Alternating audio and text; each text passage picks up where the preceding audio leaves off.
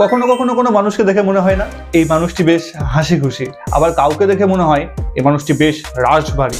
আসলে ছোট থেকে বিভিন্ন পরিস্থিতির মধ্যে দিয়ে বড় হতে হতে একটা স্বভাব তৈরি হয় আমাদের মধ্যে, আর এই স্বভাবই পরবর্তীতে হয়ে ওঠে আমাদের পরিচয়।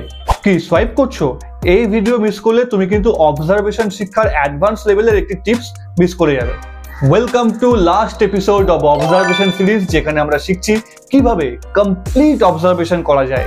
একটা স্বভাব বা নেচারকে অভ্যাসের দ্বারা বহন করতে করতে সেটাই আমাদের প্যাটার্ন হয়ে ওঠে, এবং এই প্যাটার্নে যখন কোনো আবেগজনিত আঘাত লাগে তখন সেটা ভেঙে যায়, আর এই ভেঙে যাওয়াকে আমরা বলি প্যাটার্ন ব্রেক।